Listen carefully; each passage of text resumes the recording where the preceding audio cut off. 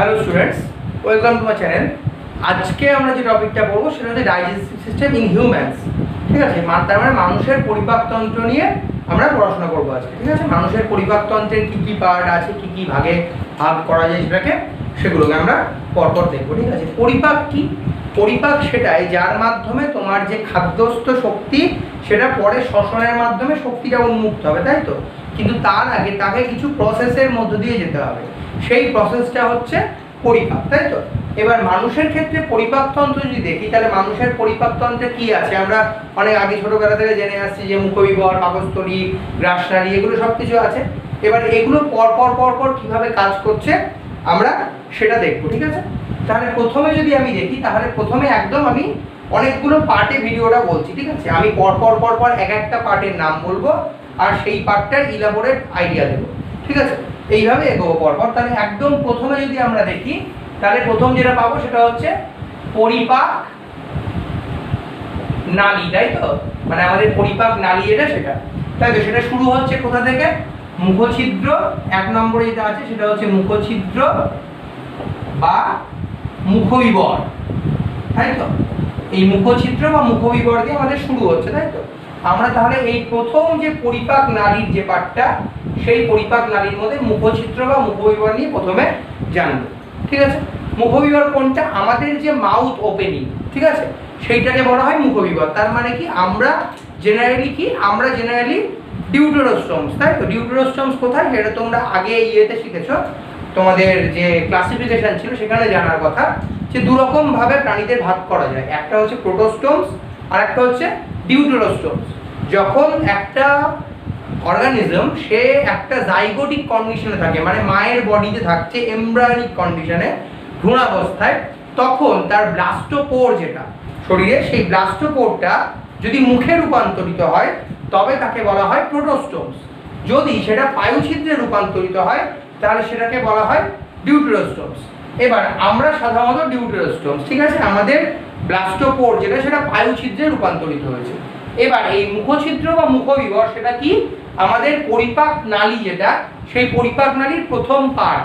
ঠিক আছে, আমাদের সাধারণত দুটো জিনিস পাওয়া যায় এখানে, একটা পরিপাক নালী আর পরিপাক গ্রন্থি। আমি দুটোকে আলাদা আলাদা ভাগে ভাঙছি না, আমি পরিপাক নালীর সাথে যে গ্রন্থিগুলো অ্যাটাচড আছে, মানে যে গ্রন্থিগুলোর কানেকশন থাকবে এখানে, সেইগুলো পরপর ইলাবোরেট করতে যাব। তাহলে প্রথম যে পার্টটা পাচ্ছি সেটা হচ্ছে মুখবিবর বা মুখছিদ্র, তাই তো? তাহলে মুখছিদ্র যদি দেখি তাহলে মুখছিদ্র কিরকম, কোনটা? এটা ধরো একটা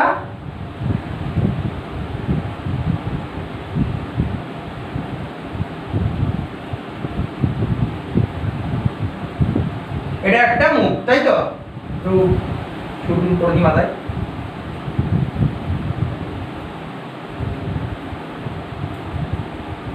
এই, তাই তো?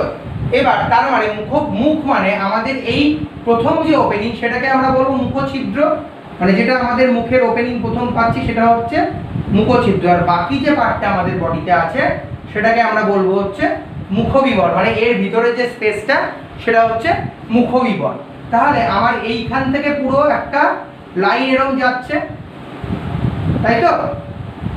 এখান থেকে পুরো একটা লাইন এরকম যাচ্ছে, গিয়ে সেটা কোথায় যাবে? পরবর্তী পার্ট যেটা সেটা গ্রাসনালীতে গিয়ে কানেক্ট করবে, তাই তো? পরবর্তী পার্টটা হচ্ছে গ্রাসনালীতে গিয়ে এটা কানেক্ট করবে। এবার এখানে নাকের সাথে একটা কানেকশন আছে, সেগুলো আমি পরে আসছি। এবার যদি মুখের ক্ষেত্রে দেখি তাহলে মুখের কি একদম প্রথম এই মাউথ ওপেনিং আমাদের এটা মুখছিদ্র। এর পরের যে স্পেসটা সেটা হচ্ছে মুখবিবর। মুখবিবরের সাধারণত কি থাকে? দাঁত থাকে, জিভ থাকে, তাই তো? দাঁতের ক্ষেত্রে যদি যাই আমি তাহলে দাঁতের ক্ষেত্রে কিরকম দেখতে পাবো? আমাদের ক্ষেত্রে দাঁতগুলো কিরকম? আমাদের যে মাড়ি আছে সেই মাড়ির মধ্যে দাঁতগুলো কি গাঁথা আছে, তাই তো? গাঁথা আছে মানে কিরকম? ধরো সকেটের মতন, যেমন আমাদের ধরো প্লাগ পয়েন্ট, যেটা প্লাগ পয়েন্টে কি করি আমরা? একটা সকেট বুঝে দিই, সেরকম মাড়িটাকে যদি আমি প্লাগ পয়েন্টের মতন ধরি তাহলে আমাদের দাঁতগুলো ওইখানে ওইভাবে গোজা আছে, তাই তো? সেই জন্য আমাদেরকে বলা হয় থেকোডন। ঠিক আছে, যদি আমি মুখবিবরের মধ্যে প্রথম আসি তাহলে ফার্স্টে আসি টিথ বা দাঁত। আমাদের ক্ষেত্রে দাঁতগুলো কিরকম? আমরা হচ্ছি থেকোডন। কেন? কারণ আমাদের দাঁতগুলো হচ্ছে মাড়ির মধ্যে পোতা আছে পুরোপুরি, তাই তো? এবার এই দাঁতের থেকোডনটা বলতে যাওয়ার সাথে সাথে আরো কিছু পার্ট বলা যেতে পারে দাঁতের, সেগুলো আমি বলছি। ধরো আমাদের দাঁত যেগুলো, দাঁতের 3 রকম ভাবে দাঁতকে ভাগ করতে পারি আমি। প্রথম যে ভাগটা কি, কোন টাইমে কতবার হচ্ছে দাঁত। আমাদের যেমন কি হয়, আমাদের জীবনে 2 বার দাঁত ওঠে, তাই তো? তাহলে তাই বেসিসে যদি আমি এরকম ধরি, on the basis of time, on the basis of time মানে সময়ের হিসাবে আমি আমাদের দাঁতকে 3 ভাগে ভাগ করতে পারি। প্রথম যেটা সেটা হচ্ছে মোনোফায়োডন,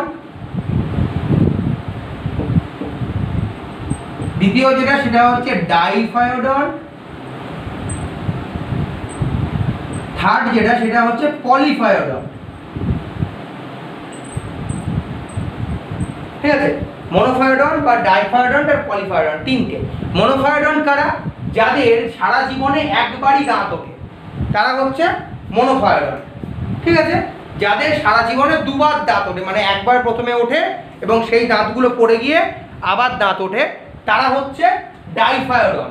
ঠিক আছে, আর থার্ড যারা, তারা হচ্ছে পলিফায়োডন। পলিফায়োডন মানে কি, যাদের জীবদ্দশায় বহুবার দাঁত ওঠে। যেমন আমাদের যে ডাঁড়ার সাপ যদি কামড়ায়, তাহলে দেখবে এরকম এরকম একটা দাগ পড়ে যায়, এরকম একটা দাগ পড়ে, তাই এরকম একটা দাগ দেখা যায় ডাঁড়ার সাপের ক্ষেত্রে। আর যদি বিষাক্ত হয় তাহলে এরকম দুটো, বাকিগুলো এরকম এরকম হয়, তাই তো?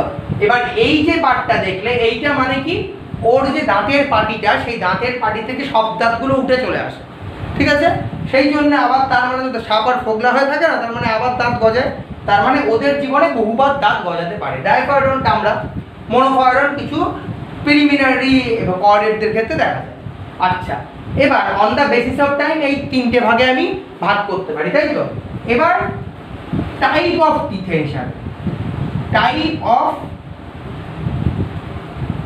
টিথ প্রেজেন্ট মানে কত রকম দাঁত আছে তার বেসিসে, তার রকম দাঁতের বেসিসে আমি 2 ভাগে ভাগ করতে পারি। প্রথম যে পার্টটা সেটা হচ্ছে হোমোডন, আর সেকেন্ড যেটা সেটা হচ্ছে হেটেরোডন। ঠিক আছে, যদি দুটো ভাগে ভাগ করলাম, একটা হচ্ছে হোমোডন আর একটা হচ্ছে হেটেরোডন। হোমোডন মানে কি, সবকটা দাঁতই একই রকম হবে। ঠিক আছে, যাদের সবকটা দাঁত একই রকম তারা হচ্ছে হোমোডন, আর যাদের দাঁতগুলো বিভিন্ন রকমের দাঁত দেখা যায় তারা হচ্ছে হেটেরোডন। ঠিক আছে, আমরা হচ্ছি হেটেরোডন। ঠিক আছে, আমরা কি কি পেলাম তাহলে? হেটেরোডন, থেকোডন, ডাইফায়োডন, তাই তো? এই হেটেরোডন মানে কি, বহু রকমের দাঁত দেখা যাবে, তাই তো? এবার এই দাঁত যে দেখা যাবে বহু রকমের, সেই রকমগুলো কিরকম? ঠিক আছে, সেই রকমগুলো কিরকম একবার দেখি। প্রথম যে পার্টটা দেখা যায় সেটা হচ্ছে ইনসিজার। ঠিক আছে, তারপরটা হচ্ছে ক্যানাইন, তারপরটা হচ্ছে প্রিমোলার, আর তারপরটা হচ্ছে মোলার। ঠিক আছে, এগুলোকে একসাথে বলা হয় টিচিক টিথ। ঠিক আছে, incisor, canine, premolar, molar. Incisor কোনগুলো? যদি তুমি একটা দাঁতের পাটি দেখো, আমাদের এইখানে তো দাঁতটা পরপর পরপর এখানে থাকবে সাজানো, ধরো এইভাবে এইভাবে আছে পুরোটা, এখানে আবার উপরেও এরকম এরকম ভাবে থাকবে দাঁত পরপর এর উপর দিয়ে, তাই তো? এইভাবে দাঁতের পাটিটা থাকছে। এবার এই ইনসিজার কোনগুলো? ইনসিজার হচ্ছে, যদি আমাদের পাটিটা দেখি দাঁতের, আমাদের যদি সামনের পাটিটা দেখি, ধরো এরকম ভাগ করলাম, ঠিক আছে? যদি এরকম দেখি তাহলে এই মাঝখান দিয়ে ভাগ করছি, ধরো এটা দুটো পাটি, আমার দুটো দাঁতের পাটি, দুটো দিক, হাঁটা বন্ধ করেছি এরকম দেখতে। এবার মাঝ দিয়ে ভাগলাম,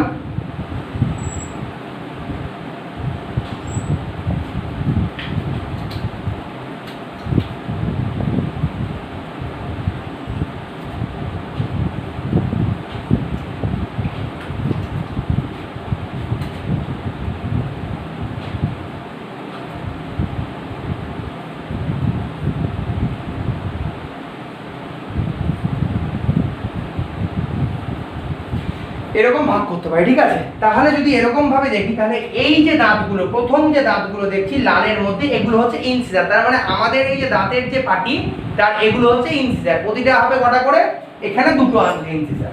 ঠিক আছে, এবার এই লাল আর নীল এর মাঝখানে যেটা, এখানে যেটা আছে এই পার্টটা, সেটা হচ্ছে ক্যানাইন। ঠিক আছে, এই যে এই পার্টটা, এটা হচ্ছে ক্যানাইন। ক্যানাইনটা কোনটা? যেটা খোঁচা মতন থাকে, গজদাঁত যেটা বলি আমরা, তাই তো?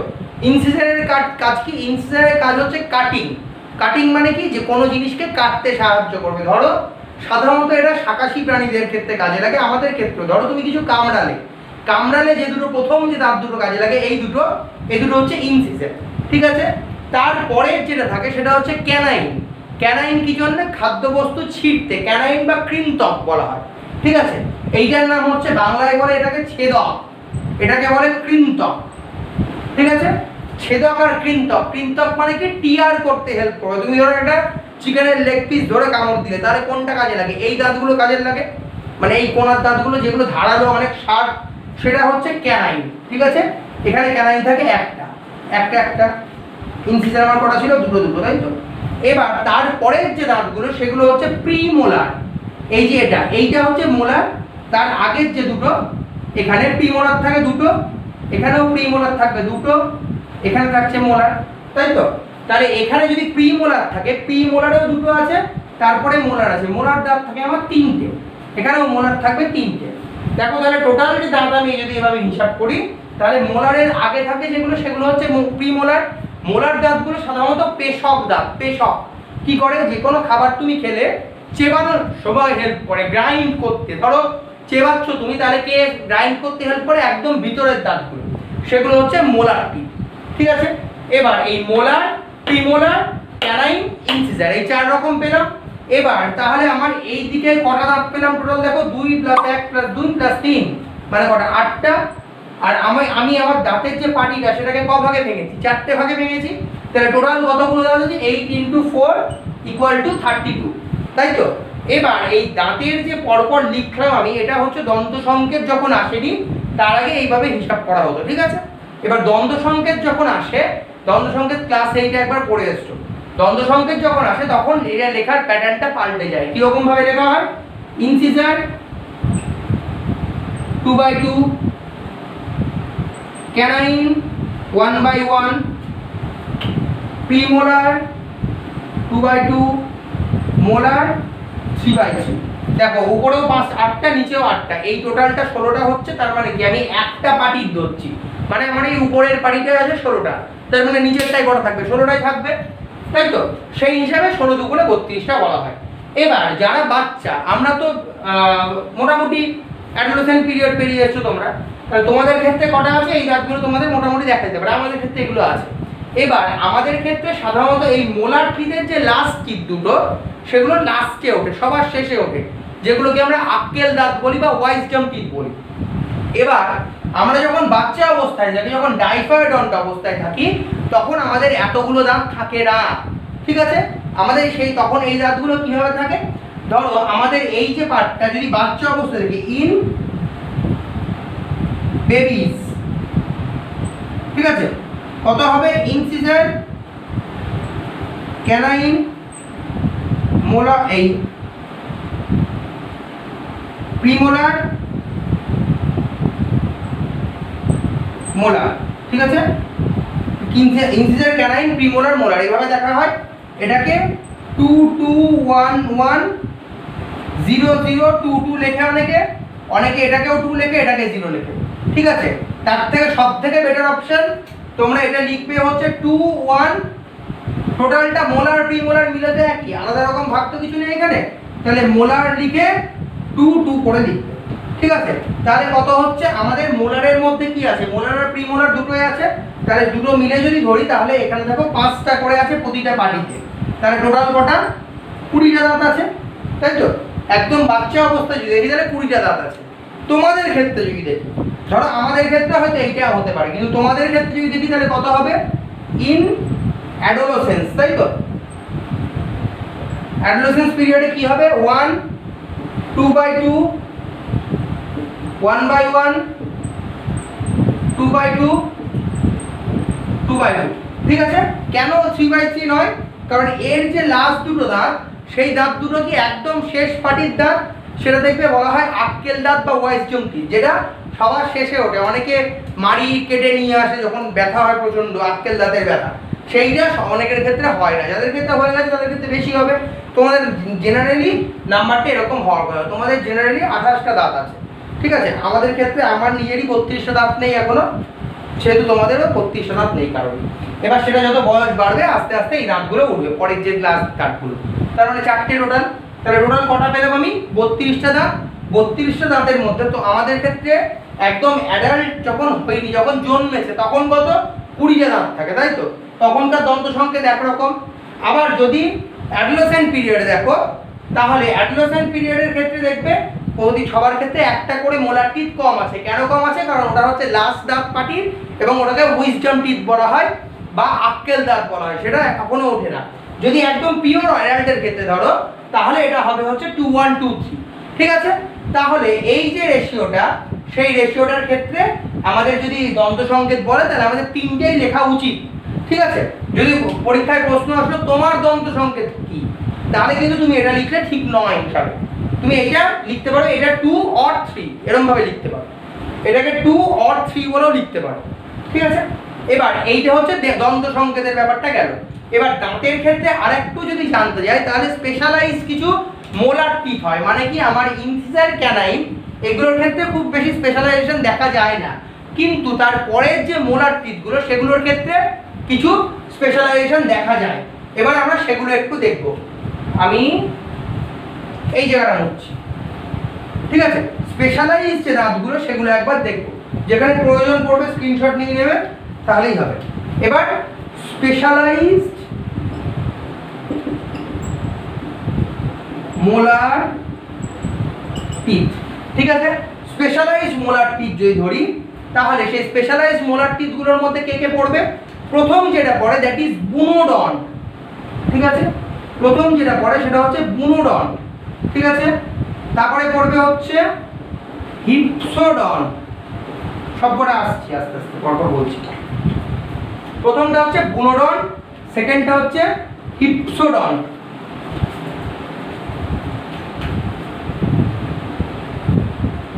থার্ডটা হচ্ছে লোকোডন্ট। ঠিক আছে? যদি বুনোডন্ট বলি, বুনোডন্ট মানে কি, বুনোডন্ট যে দাঁতগুলো, সেই দাঁতগুলোতে প্রচুর কাস্প থাকে। কিরকম? ধরো এরকম।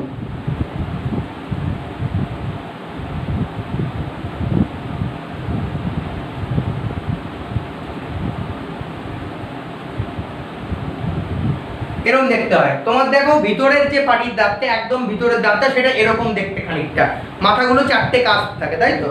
সেইগুলো যেগুলো, সেগুলো হচ্ছে বুনোডন্ট। এগুলো জেনারেলি হিউম্যানের ক্ষেত্রে লাস্টের দাঁতটা হয়। ঠিক আছে? এরপরে যেটা আসছে সেটা হচ্ছে হিপসোডন্ট। হিপসোডন্ট মানে কি? হিপসোডন্ট হচ্ছে ঘোড়ার ক্ষেত্রে দেখা যায়। ঘোড়ার দাঁত দেখবে একটু লম্বাটে হয় বেশি, ভিতরের দিকটা এরকম কাস্প থাকে, বড়, এরকম এরকম দেখতে হয়, এরকম একটু বড় বর্ষার মতন দেখতে হয়, তাই তো? সেই জন্য এটাকে বলা হয় হিপসোডন্ট। ঘোড়াদের ক্ষেত্রে দেখা যায় এটা। ঠিক আছে? এই হিপসোডন্ট দাঁতটা কাদের ক্ষেত্রে দেখা যায়? হর্স। ওকে?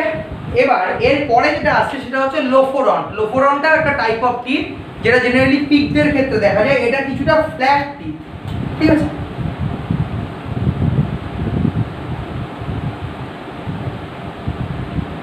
এরকম দেখতে খানিকটা। ঠিক আছে? এবং এটা কাদের ক্ষেত্রে দেখা যায়? পিগের ক্ষেত্রে। ঠিক আছে? এটা হচ্ছে পিগের ক্ষেত্রে দেখা যায়। আরেকটা স্পেশালাইজ বলে দিই, সেটা হচ্ছে সোলেনোডন্ট। এগুলো পরীক্ষায় আসবে না, কিন্তু তোমার জানার জন্য ভালো, তাই জন্য বলছি। সোলেনোডন্ট। ঠিক আছে? সোলেনোডন্ট কোনটা? এই যে এরকম কার দাঁত, এটা সাপের। এইখানে দেখবে মাঝখানে একটা চ্যানেল মতন থাকে, তাই তো? সেই চ্যানেল দিয়ে কি করে, ও ওই এটা রিলিজ করে, মানে ওর বিষটা, যেটা পয়জন গ্ল্যান্ডের বিষটা, সেটা এখান দিয়ে রিলিজ করে। এইরকম বাঁকা যে দাঁতগুলো দেখা যায় সেগুলো হচ্ছে সোলেনোডন্ট টিথ, এবং কার ক্ষেত্রে দেখা যায়? স্নেকের ক্ষেত্রে। ঠিক আছে? এবার তাহলে দাঁতের মধ্যে আমি স্পেশালাইজ এই কটা মোলার টিথ দেখতে পেলাম, বাকিগুলো স্পেশালাইজেশন কিছু খুব বেশি নেই। আমাদের ক্ষেত্রে কোনটা লাগবে? আমরা কি কি টাইপের দাঁত? আমরা প্রথম থেকোডন্ট প্লাস হেটেরোডন্ট প্লাস ডাইফোডন্ট। বুনোডন্টটা বলবো না, কেন? কারণ বুনোডন্টটা শুধু মোলার টিথের স্পেশালাইজেশন, সবকটা দাঁতের নয়, তাই জন্য বুনোডন্টটা আমরা বলতে পারবো না। ঠিক আছে? এবার দাঁতের যদি আমি এতগুলো স্পেসিফিকেশন পেয়ে যাই, দাঁতের এগুলো মোটামুটি জানলাম। এবার বাকি যে পার্টগুলো আছে সেগুলো জানবো। আমার এই দাঁতটা কি করছে? ক্রাশ করতে হেল্প করছে ফুডকে, আর জিভ কি করছে? সেটাকে রোলিং করছে, তাই তো? জিভ হচ্ছে কি? বেলচা, তাই তো? যদি তুমি জাতি ধরো বা চাকি হয় না গ্রামের দিকে, চাকি দিয়ে ডাল বেশি, ওরকম সেই চাকির কাজটা কে করে? চাকির কাজটা করে হচ্ছে আমাদের এই দাঁতটা। আর বেলচার কাজটা কে করে? তুমি হাত দিয়ে ডাল টাল সাপ্লাই দিচ্ছ, সেরকম কাজটা করে জিভ। এবার এর পরে এই যে এটা পাচিত হচ্ছে, সেই পাচিত হওয়ার জন্য কিছু পরিপাক গ্রন্থিও থাকে এখানে। ঠিক আছে? কিছু গ্ল্যান্ডস থাকে এখানে, সেই গ্ল্যান্ডগুলো নিয়ে একটু দেখবো কি কি গ্ল্যান্ড থাকে। এটা আমার মুখবিবরের ওভারঅল স্ট্রাকচার গেল, কি কি টাইপের হতে পারে সেটা গেল। এবার এর সাথে আমরা যেটা দেখবো এখানে কি কি গ্ল্যান্ড কানেক্টেড আছে, ঠিক আছে? তাহলে সেই গ্ল্যান্ডগুলো দেখি। দাঁতটা মোটামুটি গেল, এবার মুখচিত্র মুখবিবরের মধ্যে পরিপাক যে গ্রন্থিগুলো আছে সেইগুলো দেখবো। আমি প্রথমেই বলে নিয়েছিলাম যে পরিপাক গ্রন্থি আর পরিপাক নালী দুটোকে একসাথে পরপর বলতে বলতে যাবো যাতে বুঝতে সুবিধা হয়, ঠিক আছে? কারণ এত ডিটেলে পরপর ভাগ করে করে তো ক্লাসে পসিবল না এখানে, সেহেতু ওইভাবে পরপর বললে তোমাদের অ্যাটাচ করতে সুবিধা হবে, মাথায় ভালোভাবে নেবে। এবার মুখচিত্রের সাথে মুখবিবর, তার সাথে যেটা জানবো মুখবিবরের যে গ্রন্থিগুলো আছে, ঠিক আছে? মুখবিবরে আমাদের সাধারণত মেন 3টে গ্ল্যান্ড থাকে, ঠিক আছে? 3টে গ্ল্যান্ডের নাম কি কি? একটার নাম হচ্ছে সাবম্যাক্সিলারি, 3টে গ্ল্যান্ড থাকে। এখানে যে গ্ল্যান্ডগুলো থাকে সেগুলোকে বলবো লালা গ্রন্থি বা স্যালিভারি গ্ল্যান্ড, ঠিক আছে? বা স্যালাইভারি গ্ল্যান্ড। এই স্যালাইভারি গ্ল্যান্ড যেগুলো থাকে সেই 3টের নামগুলো আমরা দেখবো। প্রথম যে স্যালাইভারি গ্ল্যান্ডটা থাকে সেটার নাম হচ্ছে প্যারোটিড, তাই তো? প্রথম যে salivary gland that is parotid, parotid gland, ঠিক আছে? আরেকটা কি থাকে? আরেকটা হচ্ছে সাবম্যাক্সিলারি অর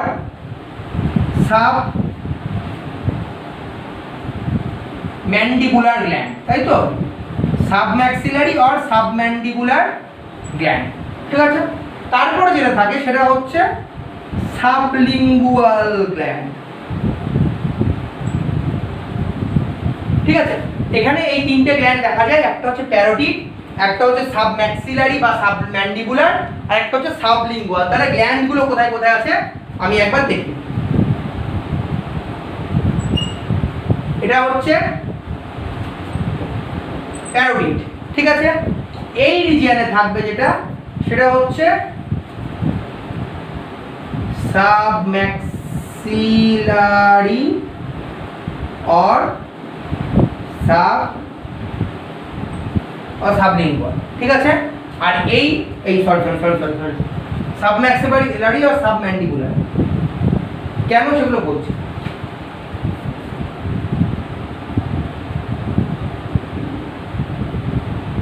আর এইখানে একটা যে গ্ল্যান্ড থাকবে সেটা হচ্ছে সাবলিঙ্গুয়াল, ঠিক আছে? এই 3টে গ্ল্যান্ড পেলাম আমি। একটা হচ্ছে প্যারোটিড, একটা হচ্ছে সাবম্যাক্সিলারি অর সাবম্যান্ডিবুলার, আর একটা হচ্ছে সাবলিঙ্গুয়াল, ঠিক আছে? এই 3টে গ্ল্যান্ড পেলাম। প্যারোটিড কোনটা? প্যারোটিডটা হচ্ছে কানের ঠিক নিচে, তাই তো? এই রিজিয়নে যেটা থাকে সেটা হচ্ছে প্যারোটিড, তাই তো? তুমি মুখ বন্ধ করে রাখলে দেখবে একটা লালা স্রোত আসে এখান থেকে, সেটা হচ্ছে প্যারোটিড গ্ল্যান্ডে, ঠিক আছে? এবার প্যারোটিড গ্ল্যান্ড বা সাবম্যাক্সিলারি গ্ল্যান্ড বা সাবলিঙ্গুয়াল গ্ল্যান্ড এগুলো সবকটাই কি? সবকটাই সনাল গ্রন্থি, তাই তো? এটা একটা বহিঃক্ষরা গ্রন্থি। ক্লাস 8-এ অন্তঃক্ষরা বহিঃক্ষরা পার্থক্য জেনেছো, এগুলো সবকটা একটা বহিঃক্ষরা গ্রন্থি, তাই তো? তার মানে এর সিক্রিশন ডিরেক্টলি কোনো সময় ব্লাড স্ট্রিমে বা মিডিয়ামে মিশবে না। কি হবে? তার মানে কোনো একটা ডাক্টের মাধ্যমে মিশবে অবশ্যই। তাহলে যদি ডাক্টের মাধ্যমে মিশতে হয় সেই ডাক্টগুলোর এক একটা ডাক্টের নাম আছে, ঠিক আছে? তাহলে যদি প্রথম থেকে আমি আসি তাহলে এই যে প্যারোটিড গ্ল্যান্ড যেটা সেটা কি এখানে প্রেজেন্ট? প্যারোটিড গ্ল্যান্ড কি দিয়ে আসছে? প্যারোটিড গ্ল্যান্ডের যে ডাক্টটা সেটার নাম হচ্ছে স্টেনসন ডাক্ট, স্টেনসনস ডাক্ট, ঠিক আছে? যে নালীটা দিয়ে বের হচ্ছে তার নাম হচ্ছে স্টেনসনস ডাক্ট, ঠিক আছে? সাবম্যাক্সিলারি বা সাবম্যান্ডিবুলার যে গ্ল্যান্ডটা তার থেকে যে ডাক্টটা আছে তার নাম হচ্ছে ওয়াটন ডাক্ট। বিজ্ঞানী ওয়াটনের নাম সবকটাই যে ইনভেন্ট করেছে তার নামের অনুযায়ী হয়েছে, ঠিক আছে? যে ইনভেন্ট করেছেন তার নাম অনুযায়ী হয়েছে। এটা হচ্ছে ওয়াটনস ডাক্ট, মানে যে ডাক্টটা ওপেন হচ্ছে এখানে, তাই তো? যে ডাক্টটা ওপেন হচ্ছে এখানে, যে ডাক্টটা ওপেন হচ্ছে এখানে, তাই তো? এই ডাক্টগুলোর প্রতিটা আলাদা আলাদা নাম আছে। প্রথমটা হচ্ছে স্টেনসনস ডাক্ট, তারপরটা হচ্ছে ওয়াটনস ডাক্ট, তারপরটা হচ্ছে ডাক্ট অফ রিভিনাস। এইখানে যেটা আছে তার নাম হচ্ছে ডাক্ট অফ রিভিনাস, ঠিক আছে? এই 3টে ডাক্ট, এই 3টে ডাক্ট থেকে এর যে সিক্রিশনটা সেটা লালা মানে আমার মুখবিবরে আসবে এবং জিভ আর দাঁতের সাহায্যে সেটা কি হবে? পাচিত হবে। সাধারণত এখানে কি খরিত হয়? এইখান থেকে যে একটাই উৎসেচক খরিত হয় তার নাম হচ্ছে টায়ারিন। সে সাধারণত কার্বোহাইড্রেট জাতীয় খাদ্যের পরিপাক করে, ঠিক আছে। এই যে গ্রন্থিগুলো দেখছো, এই গ্রন্থিগুলোর মধ্যে কে কে? প্যারোটিড, প্যারোটিড মধ্যে কানের নিচে সাবম্যাক্সিলারি বা সাবম্যান্ডিবুলার। কেন নাম এরকম? কারণ এখানে এটা হয়, আমাদের এখানে দুটো হাড় আছে, একটা ম্যাক্সিলা একটা ম্যান্ডিবল, দুটো বার। এবারে হয় ম্যাক্সিলা বা ম্যান্ডিবল, দুজনের কাছাকাছি কানেক্টেড, দুজনের জাংশনে কানেক্টেড, তার জন্য এর নাম হচ্ছে সাবম্যাক্সিলারি অর সাবম্যান্ডিবুলার গ্ল্যান্ড। ঠিক আছে। আর সাবলিঙ্গুয়ালটা কোন কেন? কারণ জিভের ঠিক নিচে, তাই লিঙ্গুইস্টিক্স জানো তোমরা, জিভের চলাচল অনুযায়ী সেই ভাষাটা আসে, তাই জন্য লিঙ্গুইস্টিক্স নাম দেওয়া আছে। সেরকম এই সাবলিঙ্গুয়াল কেন? জিভের নিচে বলে এর নাম সাবলিঙ্গুয়াল। ঠিক আছে। এবার এই গ্ল্যান্ডগুলোর যে সিক্রিশন সেটা সাধারণত কার্বোহাইড্রেটের পরিপাক করে। ঠিক আছে। এখানকার খরিত যে পদার্থ সেটা সাধারণত কার্বোহাইড্রেটের পরিপাক করে, কিন্তু কার্বোহাইড্রেট ছাড়াও অন্য যে খাদ্যবস্তু আছে, ধরো প্রোটিন বা ফ্যাট, তার জন্য একটা স্পেশাল গ্ল্যান্ড থাকে এখানে। ঠিক আছে। সেই গ্ল্যান্ডটার নাম কি? সেই গ্ল্যান্ডটার নাম হচ্ছে এবনার্স গ্ল্যান্ড। ঠিক আছে, এটা ভেরি ভেরি ইম্পর্টেন্ট। এবনার্স গ্ল্যান্ড, এই এবনার্স গ্ল্যান্ড যেটা, সেই এবনার্স গ্ল্যান্ড হচ্ছে একমাত্র গ্ল্যান্ড যেটা মুখবিবরে উপস্থিত, কিন্তু কার্বোহাইড্রেট পরিপাক করে না, যেটা অ্যামাইনো প্রোটিন বা ফ্যাটকে ভাঙতে সাহায্য করে, তাই তো? ডাইজেস্ট প্রোটিন অর ফ্যাট, এ তো ডাইজেস্ট করে না, তার মানে এর সিক্রিশন যেটা, তাই তো? এর যে সিক্রিশন সেটা প্রোটিন আর ফ্যাটকে ব্রেক ডাউন করতে বা ডাইজেস্ট করতে হেল্প করে। ঠিক আছে। তাহলে এটা হচ্ছে এবনার্স গ্ল্যান্ড। এবার এবনার্স গ্ল্যান্ড ছাড়াও গেল এখানে পুরোপুরি আমার লালা গ্রন্থি যেগুলো ছিল সেগুলো সবকটা এই কটায়।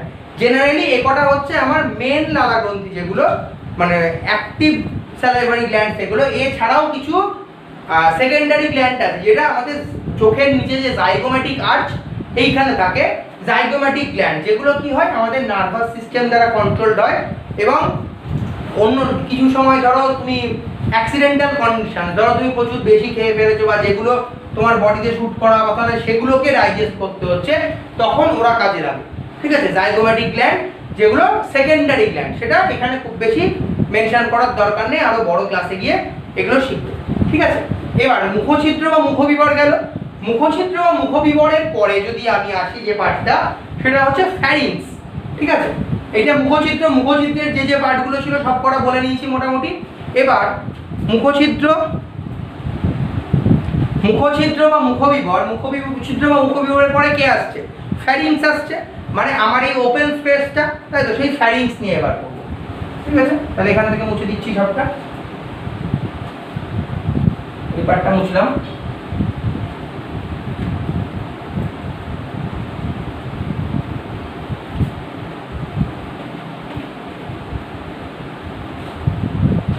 তাহলে এখানে যেটা পাচ্ছি মুখছিদ্র পেলাম, তারপরে হচ্ছে ফ্যারিংস বা গলবিল, তাই তো? এবার এর পরের যে পার্টটা সেটা হচ্ছে ফ্যারিংস, তাই তো?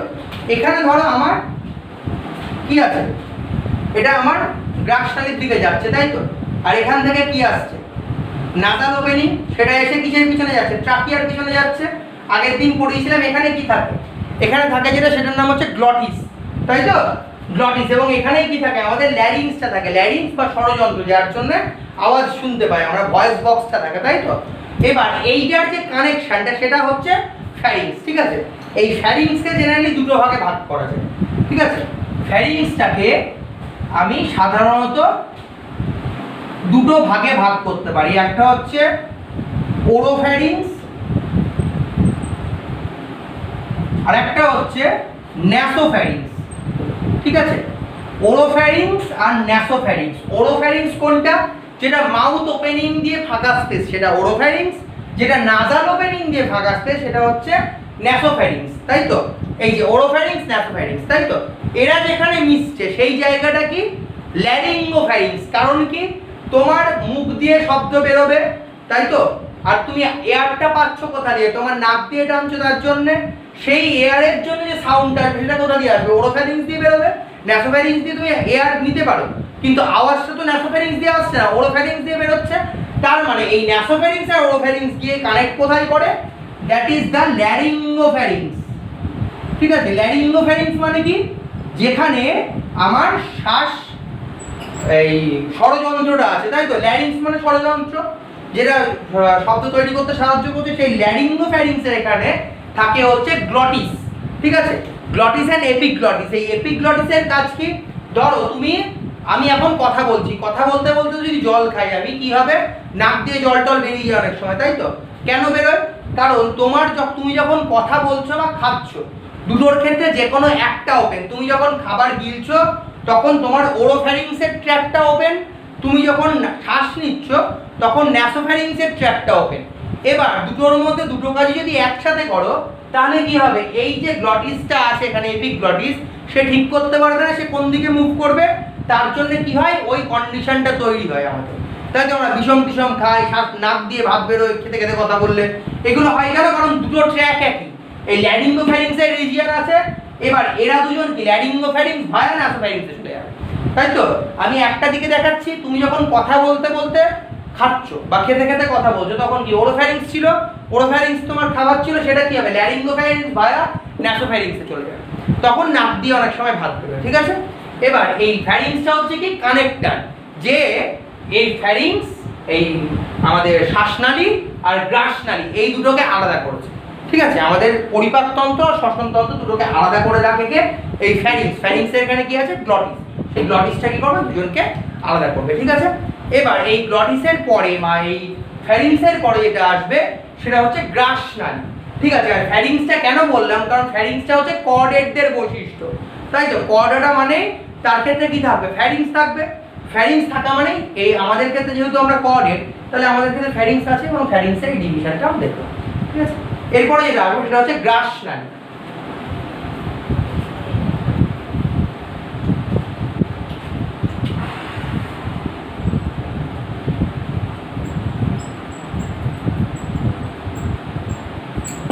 এরপরে যেটা দেখবো সেটা হচ্ছে গ্রাসনালী। ঠিক আছে, এই গ্রাসনালী যেটা, সেটা গ্রাসনালী কি? গ্রাসনালী কিছু লংগিটিউডিনাল আর ল্যাটিটিউডিনাল কিছু মাসেল দিয়ে তৈরি। ঠিক আছে, এই মাসেল যেগুলো আছে সেই মাসেলগুলো কন্ট্রাকশনের জন্য গ্রাসনালী দিয়ে খাবারটা নামবে, তাই তো? গ্রাসনালী কোনটা? এইখান থেকে নেমে আসছে, তাই তো? এই যদি আমার বডি হয়, এই গ্রাসনালী, এটা এসে কোথায় মিশবে? স্টমাকে মিশবে, তাই তো? স্টমাকের দিকে যাবে। এই যে পার্টটা পাচ্ছি এটা হচ্ছে আমার ইসোফেগাস বা গ্রাসনালী। সেই গ্রাসনালীটা কার পাশাপাশি আছে? ট্রাকিয়ার পাশাপাশি, তাই তো? আগের দিন পড়েছি ট্রাকিয়া, তার পাশাপাশি এই ইসোফেগাস দিয়ে খাবারটা নামছে। এবং এই খাবারটা যখন নামবে, এটা ধরো এরকম একটা ট্র্যাক, ঠিক আছে, এরকম একটা ট্র্যাক। এবার এর উপরে কিছু মাসেলস আছে, এরকম ক্রসে এরকম মাসেলস কিছু দেওয়া আছে, তাই তো? এবার যখন খাবার নামছে তখন কি হবে? ধরো এই পজিশন আমার আছে, এই ছিল, এবার এখান দিয়ে খাবারটা নামছে, খাবারটা যখন এখানে নামলো এইটা তখন কি হবে? এক্সপ্যান্ড করছে, মানে নরমালি এটা কি হলো? এক্সপ্যান্ড করে গেল, তাই তো? আবার যখন নিচের পাটে নামছে তখন কি হবে? এখানে ছিল একটা কন্ডিশন, আবার যখন এর থেকে নিচে নামছে তখন কি হবে? আবার এটা এক্সপ্যান্ড করবে এবং এটা কি হবে? নর্মাল কন্ডিশনে ফেরত চলে যাবে, তাই তো? এটা এরকম ছিল নরমালি, এবার এটা আবার এক্সপ্যান্ড করছে, আবার এটা বড় হচ্ছে, এটা নরমাল লেন্থ, আবার এটা এক্সপ্যান্ড করছে, আবার এক্সপ্যান্ড করছে, তাই তো? এইভাবে পরপর খাবারটা নামছে, তাই তো? এই গ্রাসনালী দিয়ে।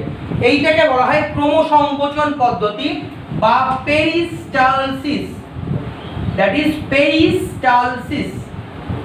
ঠিক আছে, এই পেরিস্টালসিস বলা হয় যে খাবারটা সংকোচনের মাধ্যমে নামছে, ক্রমসংকোচন প্রসারণ, এখানে সংকুচিত হচ্ছে, খাবারটা যখন খাচ্ছে তখন এটা প্রসারিত, তার নিচটা সংকুচিত, আবার যখন এইটা প্রসারিত যখন উপরের পাটটা সংকুচিত, তার জন্য কি হচ্ছে? আস্তে আস্তে নিচের দিকে নামছে। ঠিক আছে, এই যে প্রসেসটা, এটার নাম হচ্ছে পেরিস্টালসিস।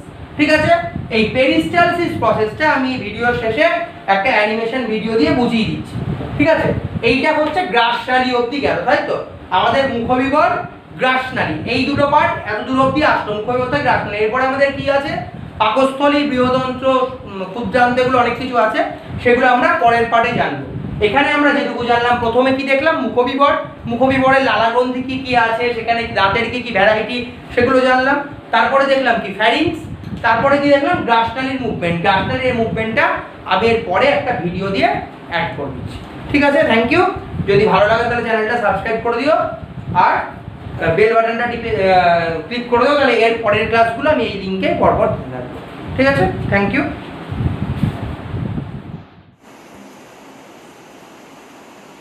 এবার দেখো এটা একটা পুরো পৌষ্টিকতন্ত্র আমাদের, তাই তো? পৌষ্টিকতন্ত্রের একটা স্টমাক, পাকস্থলী, ক্ষুদ্রান্ত, বৃহদন্ত, এই পার্টগুলো দেওয়া আছে। এবার এই ডায়াফ্রাম আমি আগের দিন পড়েছিলাম, ডায়াফ্রামের ঠিক নিচটা থেকে এই পার্টটা শুরু হচ্ছে, উপরটা বুক পার্ট, সেখান থেকে দেখো ডায়াফ্রাম তার নিচে থাকবে। এবার যদি আমি মুখে যাই, প্রথমে এই যে দাঁত কী করছিল, ক্রাশ করছিল, জিভ দেখো রোল করছে খাবারটাকে, এবং সেই খাবারটা কি হচ্ছে, একটা বোলাস মেটেরিয়াল তৈরি হচ্ছে, তাই তো, বা মন্ড তৈরি হচ্ছে। দেখো খাবারটা ক্রাশ হলো এবং ক্রাশ হয়ে দেখো একটা বোলাস মেটেরিয়ালে কনভার্টেড হবে। দেখো আস্তে আস্তে এটা ভাঙছে, দানাগুলো আস্তে আস্তে ভাঙছে, দেখো একটা বোলাস মেটেরিয়াল, একটা থকথকে জিনিস তৈরি হলো। সেটা কোথায় আছে, ভায়া এপিগ্লটিস ট্রান্সফার হলো গ্রাসনলিতে। এই যে দেখো গ্রাসনলিতে মুভমেন্ট হচ্ছে, এই যে মুভমেন্ট হচ্ছে এই প্রসেসটার নামই পেরিস্টালসিস, ঠিক আছে? এবং এখানকার যে মাস্কুলার পার্টটা থাকে, সেই মাস্কুলার পার্টটার কনস্ট্রাকশনের জন্যে এই প্রসেসটা হচ্ছে, এবং পেরিস্টালসিস প্রসেসের ফুডটা, ওই বোলাস মেটেরিয়ালটা কোথায় গিয়ে পড়ছে, আমার গ্রাসনালির পরে কে আছে, স্টমাক বা পাকস্থলী, তাহলে সেই স্টমাক অবধি ও পৌঁছবে। এই যে দেখো মুভমেন্টটা হচ্ছে, আস্তে আস্তে আস্তে আস্তে স্টমাকের মধ্যে এগুলো চলে গেল, তাই তো? স্টমাকের মধ্যে গেল, এবার স্টমাকের পরে কীভাবে প্রসেসিংটা হচ্ছে সেটা পরে ভিডিওই না। ভালো লাগলে চ্যানেলটা সাবস্ক্রাইব করে দিও।